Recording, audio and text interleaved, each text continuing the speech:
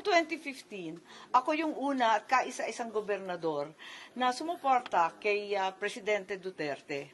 Nakikita ko sa kanya ang aking ama, matapat na kaibigan, matapat sa bansa.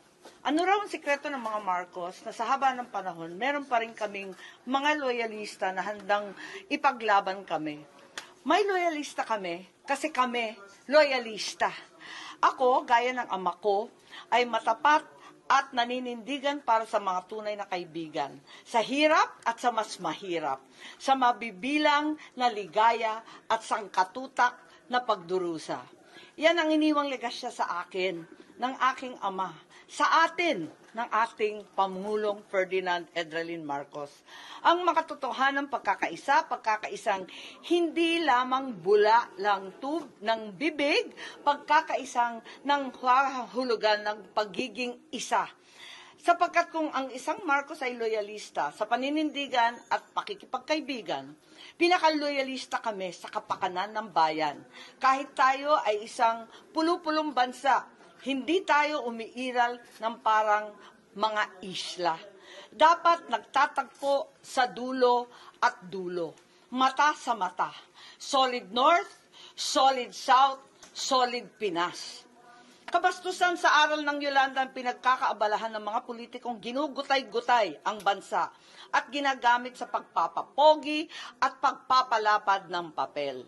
Ang aral na itinuro sa atin ng Yolanda, eksaktong 10 taon na nakalipas sa araw na ito, na aking ginugunita, na walang delubyo ang kanyang lumunod sa lakas Pilipinong mulat at gising. Igalang sana natin ang libo-libong namatay sa sakunang yan. Alalahanin natin ang pagkakaisang umahon sa atin sa delubyong yan. Delubyong nakakalugmok sa atin kapag kukonsintihin natin ang nais sumira sa ating mga nasimulang pagkatapos ng pagsubok na yan. Inuulit ko, noong 2015, ako ang una at kaisa-isang gobernador na nagdeklara ng suporta para kay Presidente Duterte. At kahit ako ang nag-iisang matitira, maninindigan ako para sa kanya.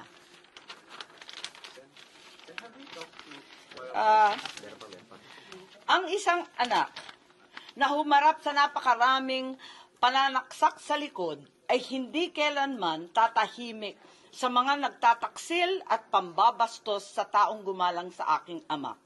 Noong pahintulutan niyang mahimlay ito sa libingan ng mga bayani. Doon, tinanong siya na kaya ba niyang pahintulutan ng paglilibing dahil kaibigan lamang ako. Ang sagot niya noon ay sagot ko ngayon. Hindi lang dahil kaibigan ko si PRRD. Kaibigan ko talaga siya. Higit lalo si Inday Sara.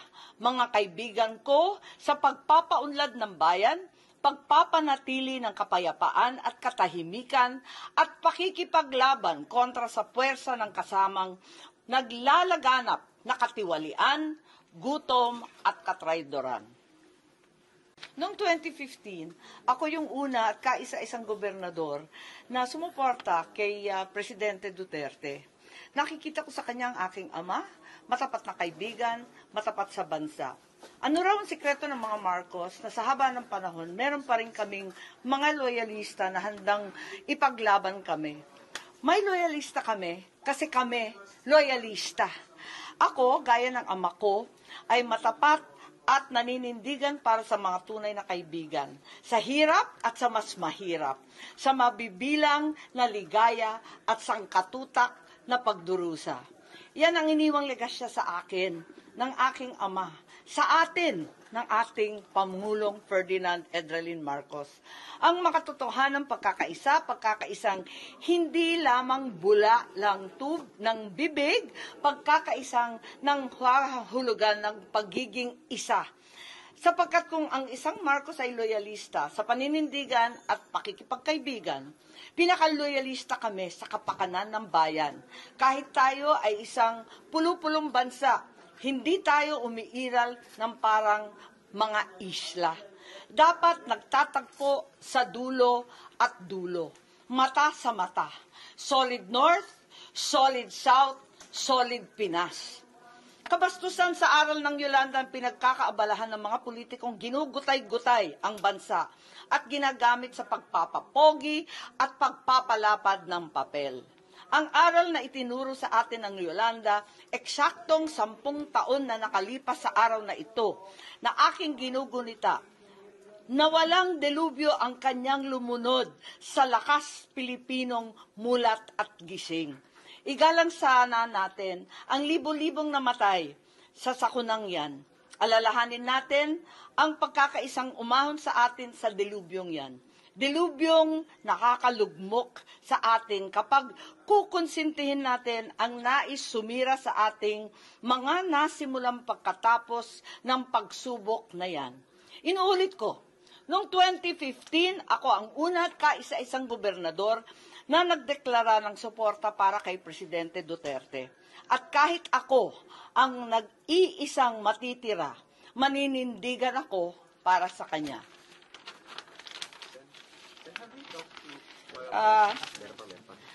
Ang isang anak na humarap sa napakaraming pananaksak sa likod ay hindi kailanman tatahimik sa mga nagtataksil at pambabastos sa taong gumalang sa aking ama. Noong pahintulutan niyang mahimlay ito sa libingan ng mga bayani. Doon, tinanong siya na kaya ba niyang pahintulutan ng paglilibing dahil kaibigan lamang ako. Ang sagot niya noon ay sagot ko ngayon. Hindi lang dahil kaibigan ko si PRRD. Kaibigan ko talaga siya. Higit lalo si Inday Sara. Mga kaibigan ko sa pagpapaunlad ng bayan, pagpapanatili ng kapayapaan at katahimikan at pakikipaglaban kontra sa puwersa ng kasamang naglalaganap na katiwalian, gutom at katraydoran.